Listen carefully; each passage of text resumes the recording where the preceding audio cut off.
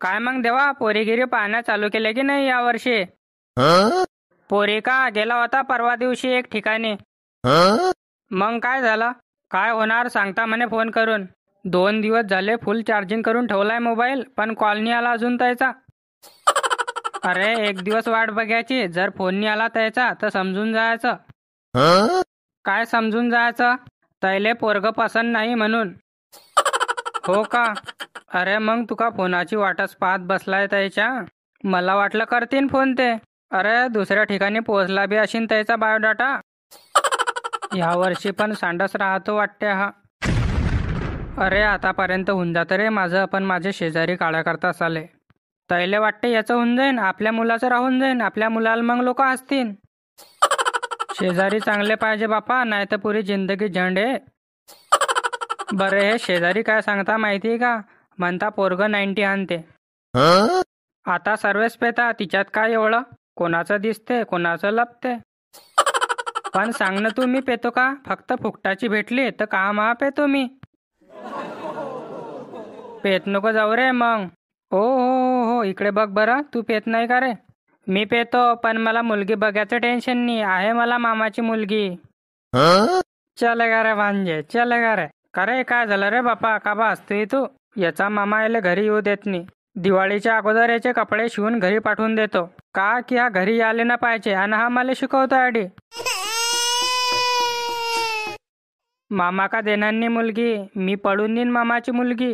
अच्छा मायला. अरे ते इनका पण तुझ्या सोबत. ते तर तू तुझ्या मामाच्या घरी गेला की ती तिच्या मामाच्या घरी चालली जाते.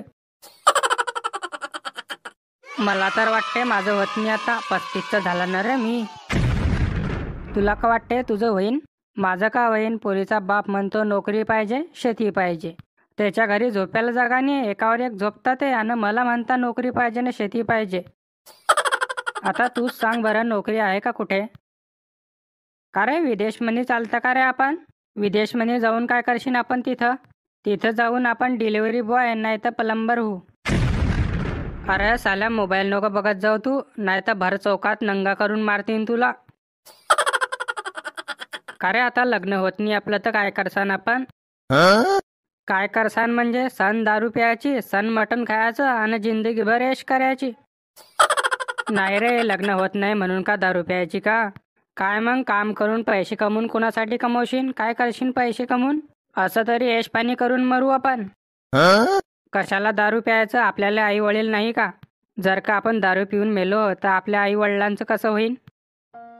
अरे नाही भेटली तर नाही भेटली मुलगी, आपण आपल्या आई वडिलांना खुश ठेवू. अरे नाही भेटली मुलगी तर 6 मीटर भगवा कपडा आणायचा आणि आपल्या हिंदू धर्माच्या रक्षा करता जीवन व्यापन करायचं. बरोबर बोलला तू. असे किती लोक आहेत त्यांनी लग्न केलं नाही, पण त्याचं नाव आज आपल्या देशात नाही तर पूर्ण विदेशमध्ये आहे. मग रे रतन टाटा किती गरीब लोकांची हेल्प करतो.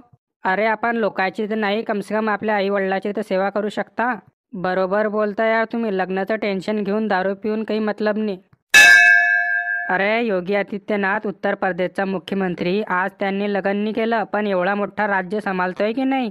असं थोडी असते की जीवनात लग्न नाही झालं तर काहीच करू शकत नाही आपण. बरोबर आहे. अरे मी न्यूजवर ऐकलं होतं भो, रतन टाटाची जेवढी इन्कम आहे ना तेवढी पूर्ण पाकिस्तानची इन्कम बी नाही आहे. अरे रतन टाटा सारखा कोणी माणूस नाही बापा, तो केवढ्या लोकांची हेल्प करतो. मानणं पडेन देवा, तुला लय हुशार आहे तू. तुनं पूर्ण माझं माइंड फ्रेश करून टाकलाय आज. नाही तर मला असं वाटे लग्न नाही झालं तर दारू पिऊन जिंदगी बर्बाद करू, पण तुनं बरोबर सांगतो यार तू. भाऊ आपण तर ठरवलं आहे, लग्न नाही झालं तर आपल्या धर्माकरता आपल्या देशाकरता काही ना काही करणं आहे मला. देवा एक काम कर, आपल्या तिघायची टीम बनव. आपल्याला आपल्या देशाकरता नाही तर आपल्या समाजाकरता काही ना काही करणं यार आपल्याला. मित्रांनो तुम्हाला मी हेच सांगतो, मुलीकरता दारू सिगरेटा प्या नको. आपल्या देशाकरता आपल्या धर्माकरता जीवन जगा.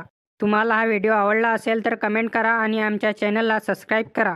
आणि जो मुलगा मुलीकरता जिंदगी बर्बाद करतोय त्याला हा व्हिडिओ शेअर करा.